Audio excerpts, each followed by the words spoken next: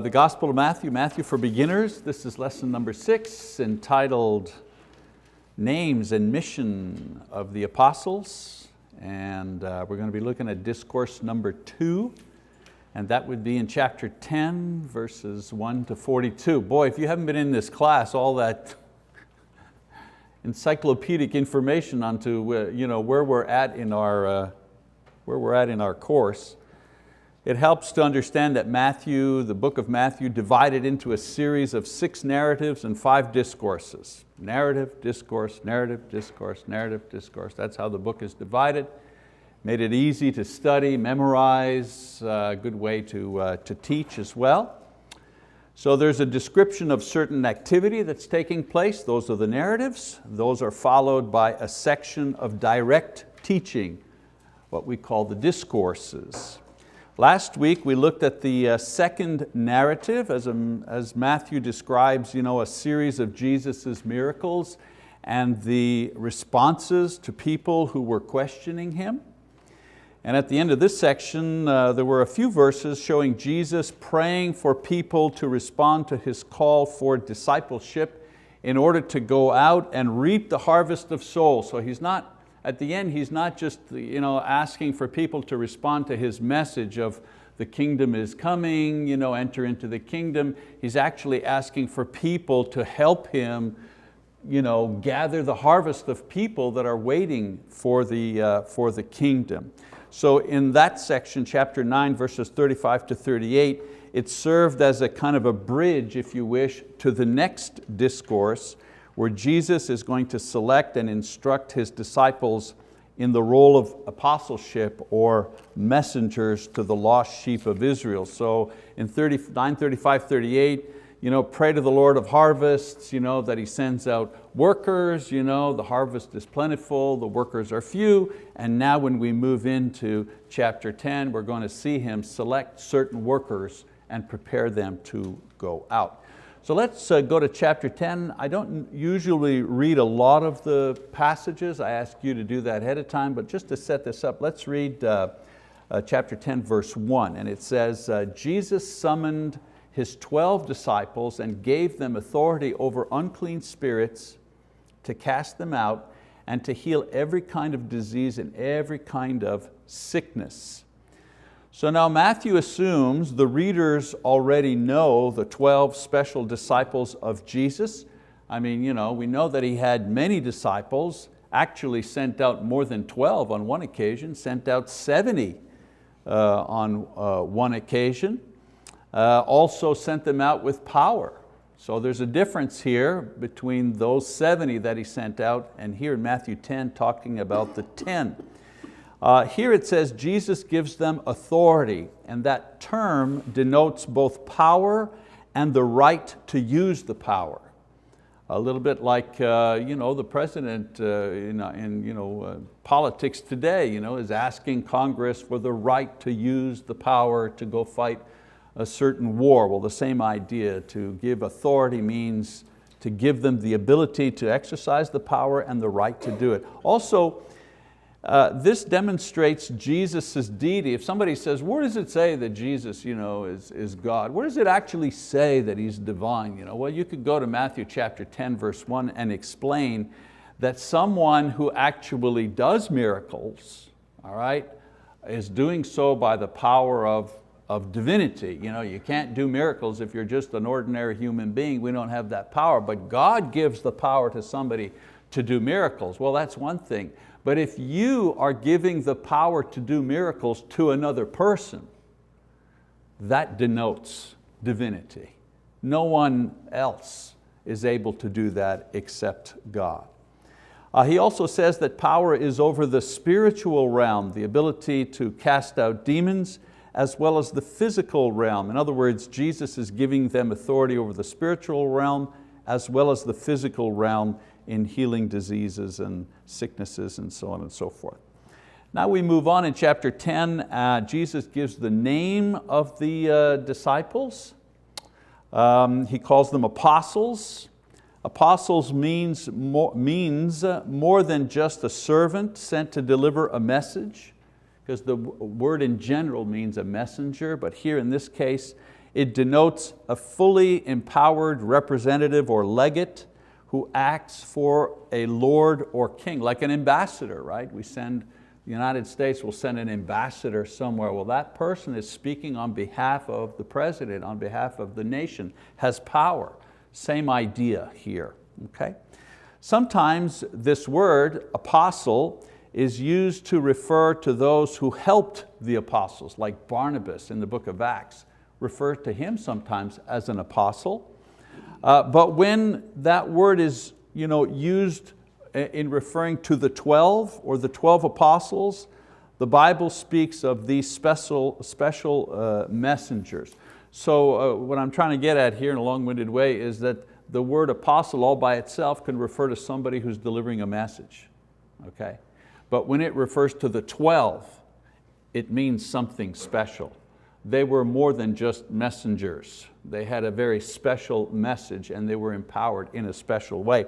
For example, they were the eyewitnesses and those who eyewitnessed the life and the death, the resurrection of Jesus. Not all the messengers had that experience, that they were there from the beginning when Jesus was baptized, witnessed that, witnessed His life, His miracles, and so on and so forth, witnessed His death, witnessed His resurrection. So when we're talking about the apostles, we're talking about the men that witnessed all those things. Secondly, we're talking about the ones to whom the responsibility was given to establish the church.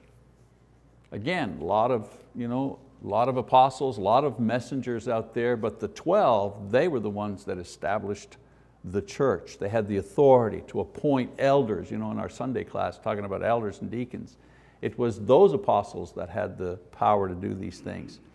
And also they were the ones through whom Jesus' instructions and teachings were not only conveyed to the people at the time, but were also recorded and confirmed for future generations. So they were messengers, but they were special messengers, empowered in a special way, having a very special experience, had been given a very special ministry.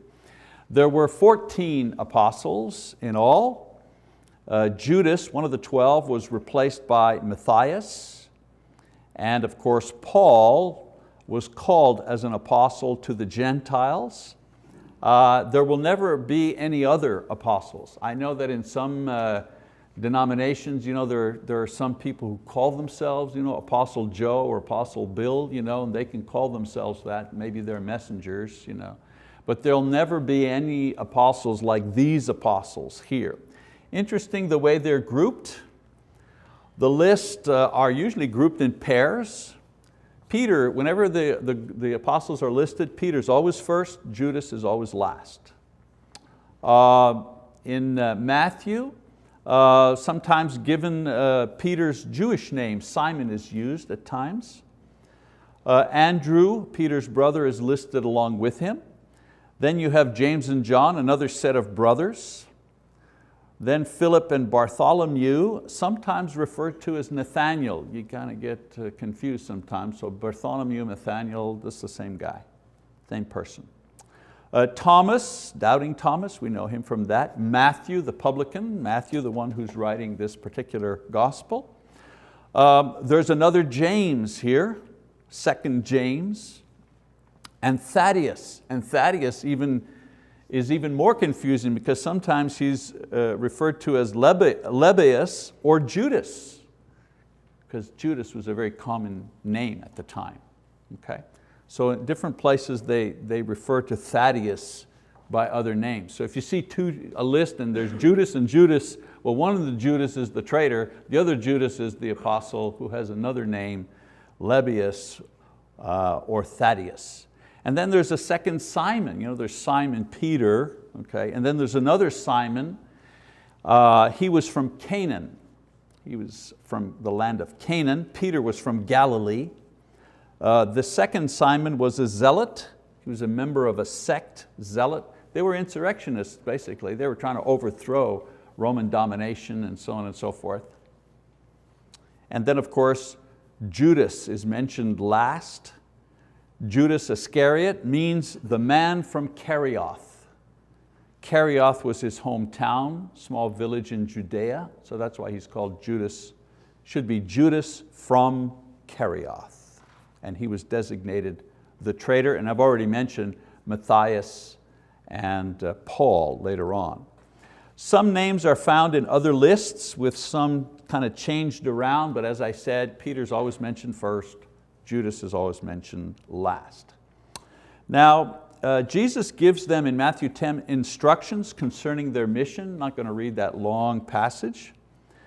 But in these instructions are contained the information pertaining to their immediate mission in Galilee, but also a wider view of their mission to all the world as to how their message would be received and how their own reaction should be played out and how the people would react to their reaction. So Jesus not only telling them, here's what you're going to do, but He also tells them, and here's how people are going to react to what you're going to say, and this is how you're going to react to how they react. So He's kind of laying it all out for them so they won't be surprised. So the first task is their ministry to Israel. So Jesus begins by giving them instructions concerning their immediate work while He is still there. So here's what they had to do. First, they had to go only to the Jews, not the Gentiles, not the Samaritans, only the Jews. Verses 5 and 6, we read about that. The gospel and the kingdom was supposed to be first established among the Jews and then spread to all parts of the world. Acts chapter 1 verse 8 and then Romans chapter 1 verse 16. And someone will say, well, why? Why is it like that? Why not go to all the world right away? Well, it's like that because that was the fulfillment of Old Testament prophecy. In the Old Testament, the prophets said that the Messiah would come first to the Jews. It was the blessing, it was the reward. You people have carried the promise. You've borne the burden of bringing the Messiah into the world for generations, for centuries. Your reward, you get the first, He goes to you first, He's yours. It was a reward, He was going to be one of them. So that's why their first task is to go first to the Jews. Secondly, preach the kingdom of heaven is at hand. In other words, what are we going to say, Lord? What's the sermon? Well, the sermon is, get ready, the kingdom of heaven is at hand.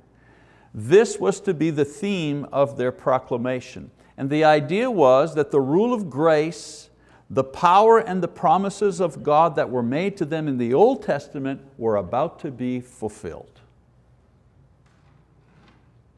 And what were they doing? They were merely continuing the preaching of John the Baptist. This is exactly what John the Baptist was preaching. So Jesus said, you know what John the Baptist was preaching? Well, you guys, this is what you're going to preach. You keep preaching. Keep preaching that message. Again, why? Why keep preaching that message? Well, Jesus hadn't died yet. They couldn't preach the death, burial, and resurrection of Jesus because it hadn't happened yet. So they were preaching, get ready, it's coming, it's here, it's upon us. Number 3, He empowered them to perform miracles. In verse 8, healing the sick, raising the dead, casting out demons. They received this ability for free, and they were to use this for the benefit of the people for free. Again, why? Why did He give them this power? Well, they're going around and saying, the kingdom of heaven is at hand, you need to get ready, so on and so forth. And the people were saying, well, yeah, why should we believe you?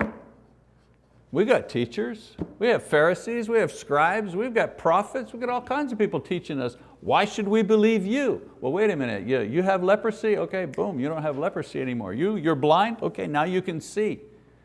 So the miracles, the ability to do miracles were given to them in order to confirm that what they were saying was true and was from God. What to bring and what not to bring. Verses 9, 10, they were to bring no money, no luggage, no extra clothing, no shoes. This is why women were not chosen to be missionaries. Nah, just kidding, that's just a joke. They were to bring no extra things. I needed to kind of raise up some of our flagging class members there. And so anyways, we can edit all this out later. No, we won't, all right. That's good. Listen, just be happy I'm not giving names, okay? So they were to bring nothing with them. And the whole point was they were to go as they were. Jesus sends them out with the basic physical necessities, and what does He do? He assures them that He'll take care of them. I'll take care of you. I'll prove to you and to all future missionaries, all future individuals that are going to go out, that if they go out in my name, I'll take care of you. All right? Their method of operation, verses 11, 15, they are to preach and to do their work and their miraculous work, and determined by the response who is willing to accommodate them. And when they're offered a place to stay, they're to stay put until it's time to leave. And sometimes you wonder why. Well, because no begging, no going from door to door, no saying, I know you offered me this, but maybe we'll hold off, maybe we can get some better accommodations.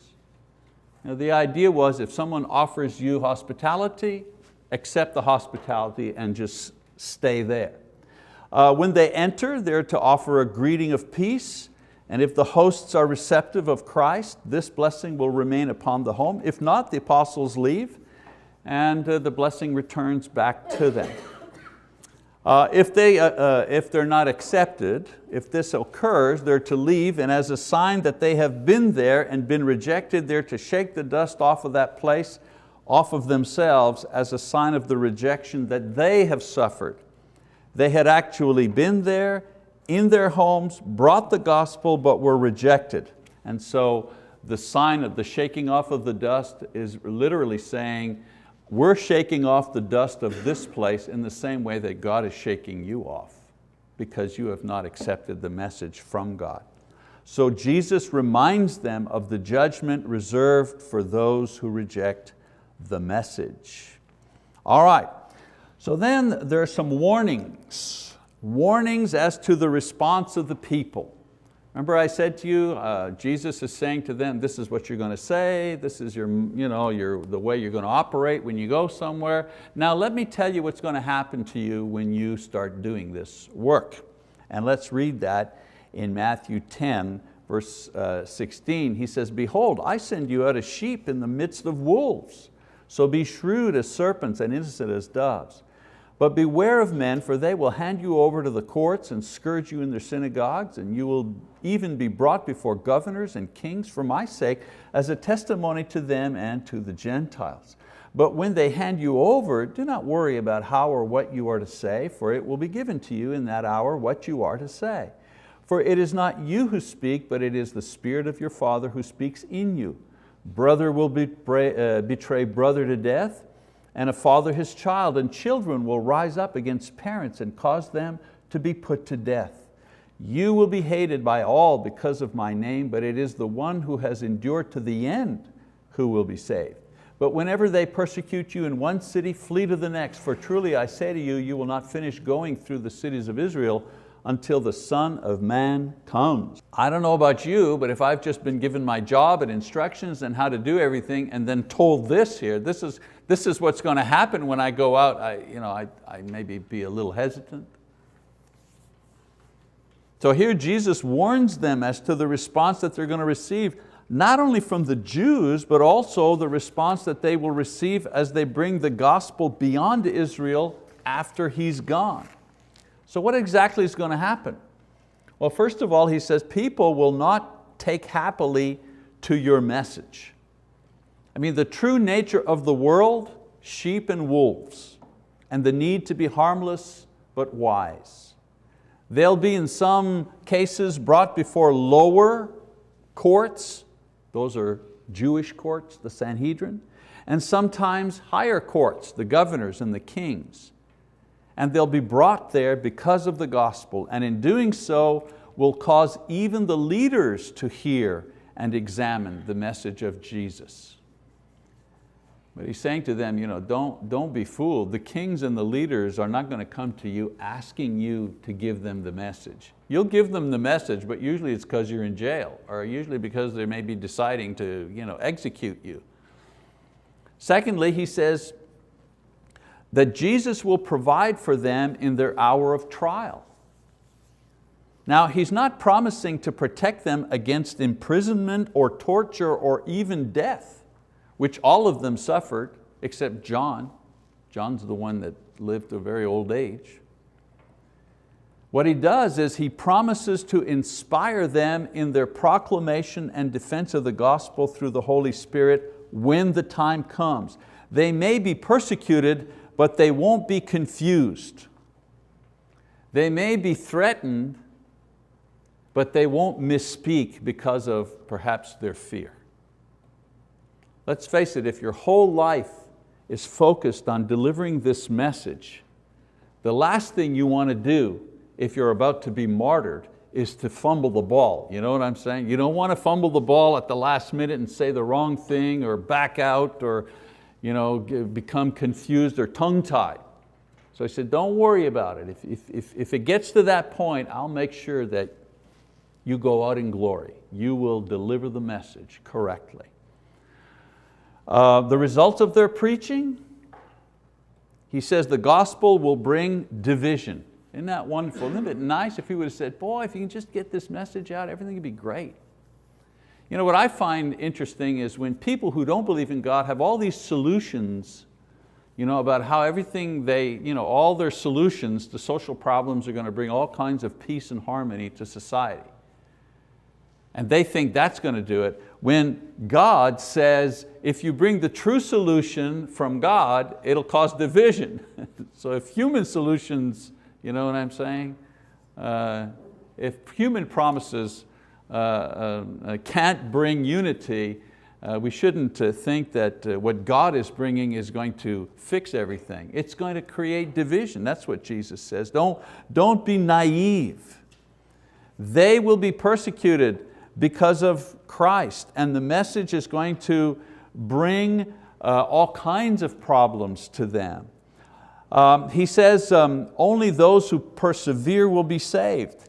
It's not the call to apostleship that saves them, but it's faithfulness despite the persecution to the very end that saves them, just as perseverance saves us. I've often used this passage here to remind us that here Jesus is saying, you'll be beaten, you'll be whipped, you'll be imprisoned, you'll be tortured, but if you persevere right to the end, you'll be saved. Think about what he's just said. You're going to suffer all these things, and I'm saying to you, make sure you remain faithful through all of that turmoil, all of that suffering. Make sure you hang in there to the end, because if you do, you'll be saved. And in our experience, many times we see people who quit the church, who abandon everything, because somebody said something they didn't like. Or because they switched the worship time from 9 a.m. to 10:30 a.m. and they didn't like that. Or one of the elders didn't go to the hospital when they were having their foot surgery or something. Whatever. They got upset and they got mad at the church and they got mad at the preacher or something like that for some insult, some imagined hurt, or even a very real offense. Someone overlooked them or something like that, or was unkind to them. And in their minds, they think that this justifies their abandonment of their faith. And I like to point them to this passage here. If Jesus is saying to His apostles, look, you're going to be beaten and tortured and put in prison, and I'm telling you, you better hang in there till the end. Well, if they had to hang in there to the end through all of that, surely we, you see what I'm getting at? Surely we have to hang in there too, despite some of the offenses that we have to bear among one another. And I'll add only one other thing to that is, you can't put 300, 400, 500 sinners together in one place, ask them to interact with one another and not create some sort of conflict from time to time. So, when you're tempted to quit or give up because of things like that, remember this passage. that others have been asked to bear under a whole lot more suffering than we have. So he prophesies here, by the way, that the destruction of the Jewish nation, which will happen in 70 AD, will occur before they will be able to bring the news to all of the towns. And when he says the Son of Man, when he uses that term, it's a term to point to judgment. In other words, he refers to himself, or he refers to the coming of the Son of Man. That doesn't necessarily mean the end of time. It means the coming of the Son of Man is a way to say judgment will come. And so throughout history, judgment has come at various times. To Sodom and Gomorrah, judgment came, and to the northern kingdom, judgment came, and the Son of Man came to Judea, the southern kingdom, when they fell into idolatry, and so on and so forth. So whenever you see that term, know that it's a term of judgment and not necessarily reflecting the end of the world. Okay, instructions on their response to people's reaction to the gospel. Remember, he says, you're going to say this, they're going to respond to you back like this, so how should you respond back to them? So let's go to there. People's reactions and how they should react. He says to them, don't be surprised. Don't be surprised if they treat you like they treated me. I mean, let's face it, they accused him of being the devil.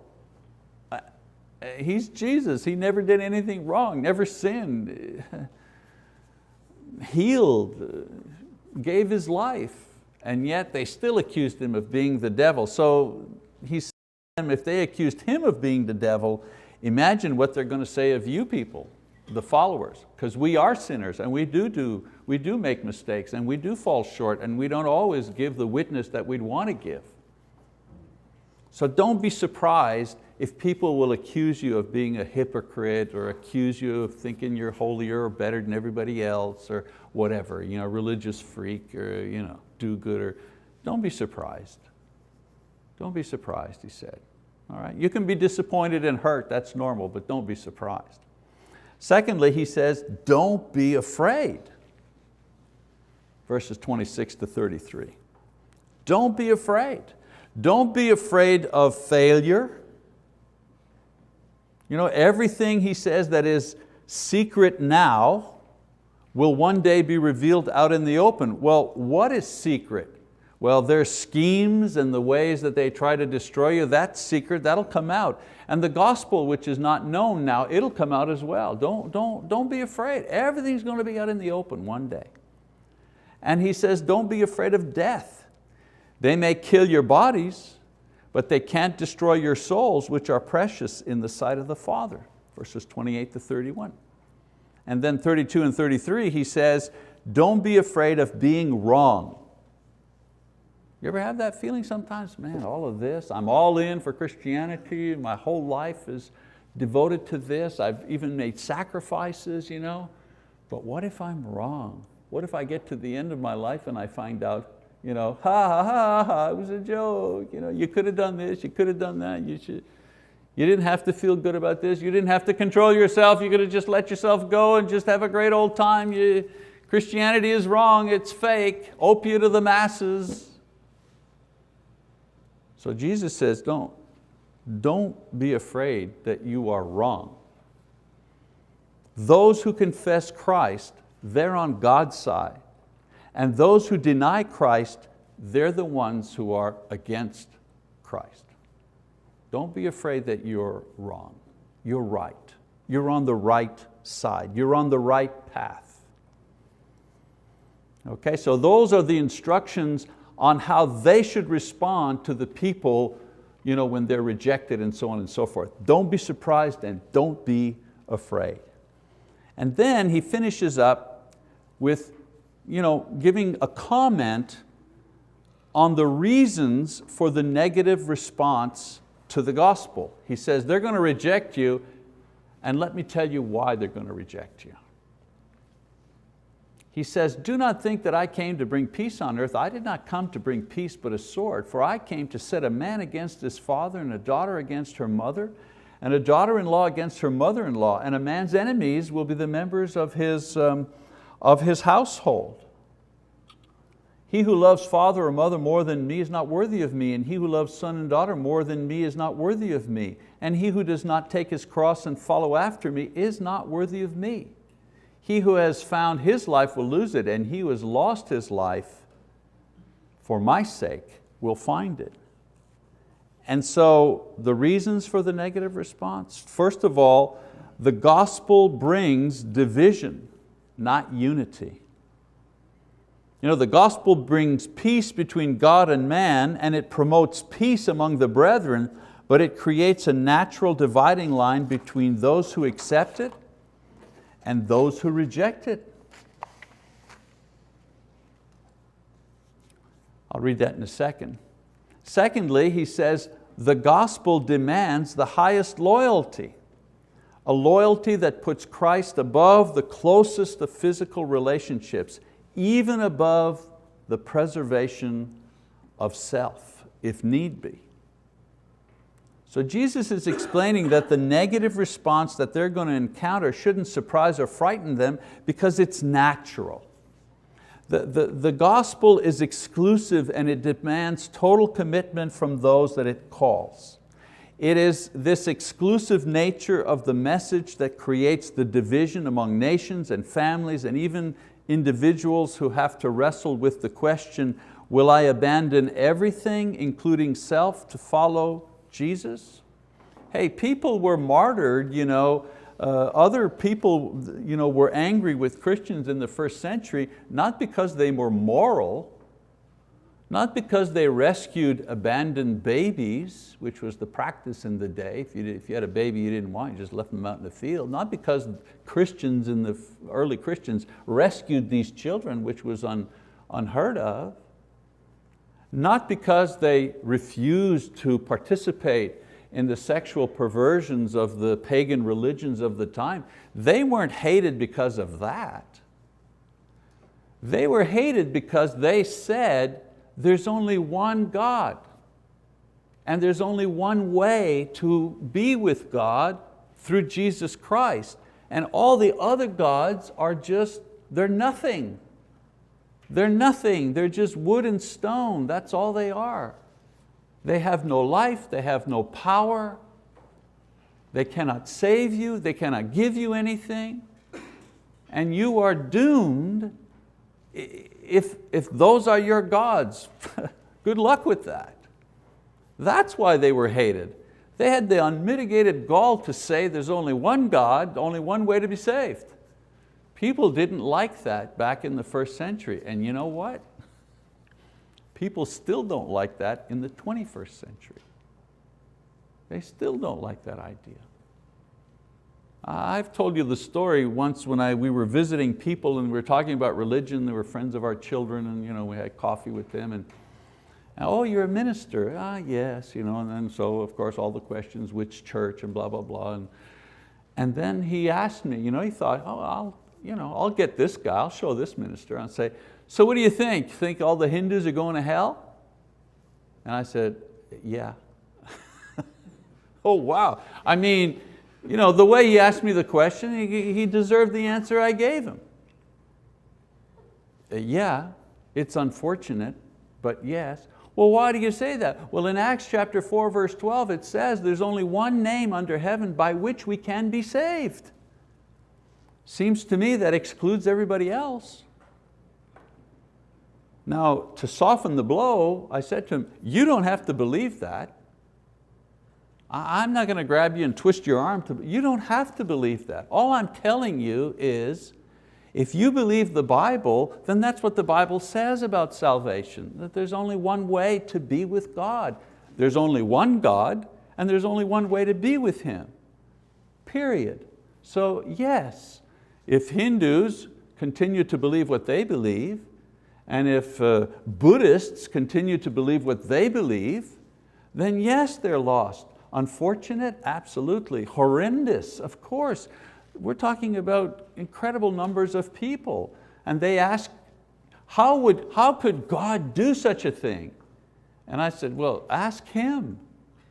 Don't ask me. I haven't been given the job to do the judging. The only job I've been given is to do the proclaiming. And you're free to believe or not to believe.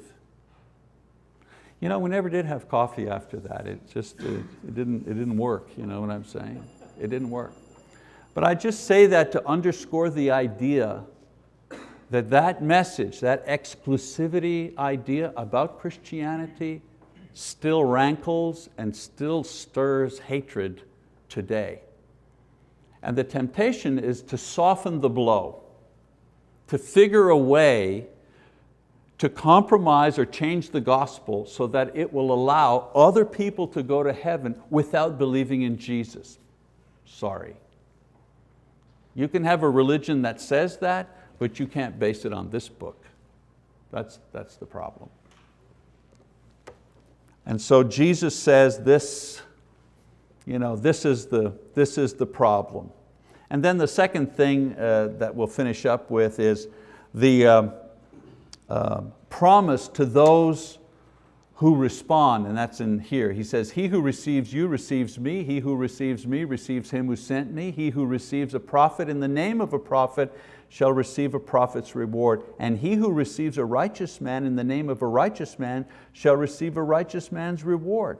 And whoever in the name of a disciple gives to one of these little ones even a cup of cold water to drink, truly, I say to you, he shall not lose his reward. So the first thing he says, the gospel demands loyalty and it's exclusive. And then he says, here's the promise to those who respond. The promise of a reward not only to those who receive the message from the mouth of the apostles, but also who in turn pass along to others that message. That's why he says a prophet, he receives the message from a prophet, or he receives the message like a prophet gave it to another prophet and then he receives the message. He's talking about the long line of prophets and speakers and proclaimers throughout the history who are passing along the message from one generation to another. He said they're all blessed, even if it's 16 generations down and you've received the message, then you're still going to be blessed because you've received the message. In other words, you didn't receive it from the Son of God standing right in front of you like the apostles did. You've received it from 100 generations of prophets and teachers and preachers and so on and so forth. The message is still good. The message will still reward you. And anything you do in the name of Christ counts. Even a glass of cold water given counts. Counts in one way. Counts as pleasing to God. Now it doesn't mean the only thing we do is give out cold water. He's saying anything we do in the name of Jesus for someone else, even just giving a drink of water, counts with God more than building an entire hospital in the name of Joe Smith. Okay? And so the point he's getting at, of course, is Christ is the dividing line, always the dividing line. Between mother and daughter, father and son, husband and wife, best friends, whatever, He's the dividing line. And we have to accept that idea that in our own lives from time to time, that's the way it's going to be, and it's not easy. It's not easy. Okay, so I did say, I put in another slide here, I think, that said, all right, next week, let's go on to narrative number 3, Matthew 11, 1 to 12, 50. There'll be 2 chapters. Okay, that's it for tonight. Thank you very much.